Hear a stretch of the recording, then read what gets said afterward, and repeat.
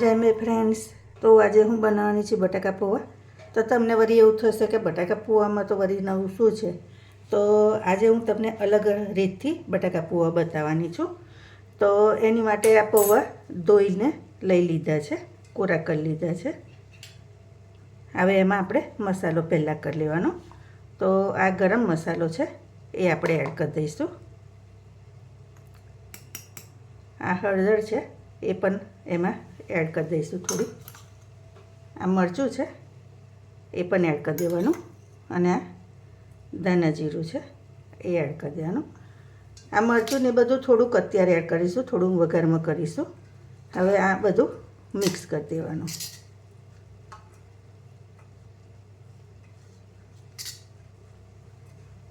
હવે આ પૌવાને થોડીક વાર રેસ્ટ કરવા મૂકીશું. હવે કઢાઈ લીધી છે, એમાં તેલ એડ કરી દેવાનું.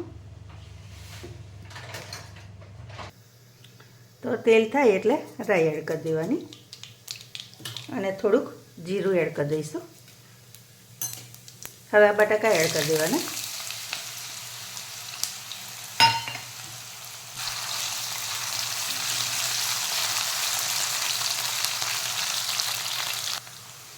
બટાકામાં થોડુંક મીઠું એડ કરી દઈશું એટલે બટાકા જલ્દી થઈ જાય.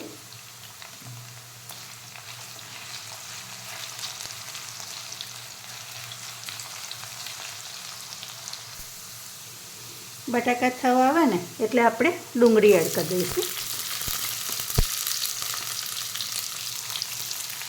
અને લીમડાનું પાન છે એ એડ કરી દઈશું.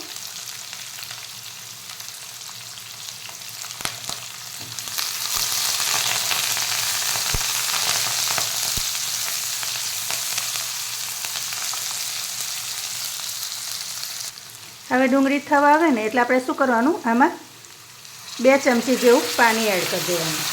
એનાથી શું થશે કે આ જે તેલ છે ને તે બધું પૌવા ઉપર આમ શાઇનિંગ મારશે, મતલબ તેલ છે એવું લાગશે. તો આ એક ટિપ્સ હતી તમારા માટે. હવે ડુંગળી થવા આવે ને એટલે આપણે ટામેટાં અને મરચાં છે એ બંને એડ કરી દઈશું.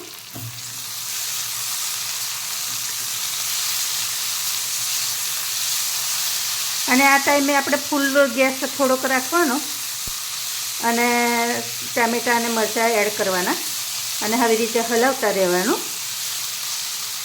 એટલે ટામેટાનું પાણી બળી જાય જલ્દી, અને ટામેટાં બહુ એમ સોફ્ટ ના થઈ જાય. હવે આમાં ચપટી હળદર એડ કરીશ, વધારે નહીં કરું કારણ કે ઓલરેડી આપણે કરી છે. અને આ મરચું છે એ પણ થોડુંક જ એડ કરીશું. ગેસની ફ્લેમ ફૂલ જ છે, મેં ધીમી નહીં કરી.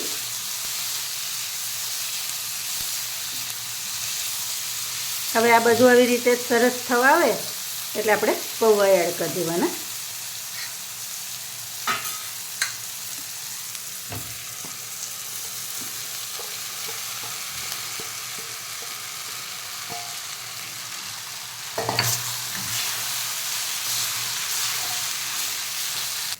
આમાં મીઠું હવે એડ કરી દઈશું ટેસ્ટ પ્રમાણે.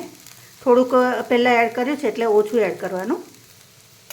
ખાંડ 1 ચમચી એડ કરી દઈશું, ઓપ્શનલ છે. તમે ખાતા હોય તો એડ કરજો, નહીં તો સ્કીપ કરી શકો. અને લીંબુનો રસ છે એ એડ કરી દેવાનો. હવે બરાબર હલાવી દેવાનો. તો જો ફ્રેન્ડ્સ, આપણા સરસ મજાના પૌવા રેડી છે. હવે ઉપરથી ધાણા એડ કરી દેવાના.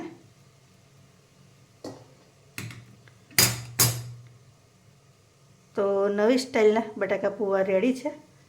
તમને નજીકથી બતાવું તો જો સરસ મજાના પૌવા આપણા રેડી છે.